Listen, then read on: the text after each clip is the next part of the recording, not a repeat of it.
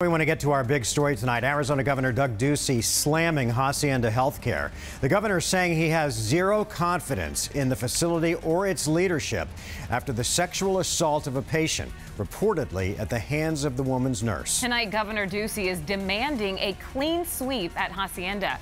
Team 12's Bram Resnick has more on what Ducey had to say and reaction from Hacienda leaders. Bram? Yeah, Governor Ducey naming and shaming Hacienda leaders. He was outraged by a report they covered up sexual harassment. But the governor can't fire anyone at Hacienda. The facility's leaders vowing to do better. Governor Doug Ducey talking tough in a tweet storm. I am sickened by what's been disclosed at Hacienda Healthcare.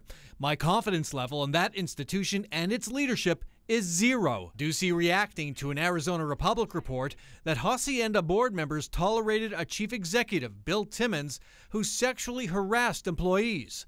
The governor wants Hacienda's top leadership canned immediately. Yes, we want to see accountability for senior management. I want to see a termination of the board. But beyond naming and shaming Hacienda, the governor can't just fire the board. Hacienda Healthcare is already under siege. A nurse is accused of raping a severely disabled 29-year-old patient who gave birth to a baby boy. Add to that, a criminal investigation by Phoenix police, an internal investigation commissioned by Hacienda, 24 corrective actions ordered by the state, including patient tests for pregnancy and sexually transmitted diseases, an outside manager who will run the facility, and a lawsuit alleging Hacienda overbilled the state by $3 million. We're being as aggressive as we can with the patients in mind first. Hacienda leaders responded to Ducey without acknowledging that he wants their heads. At the heart of Governor Ducey's tweets is a deep concern for the patients of Hacienda Healthcare. Every member of our staff and member of the board shares the governor's concerns.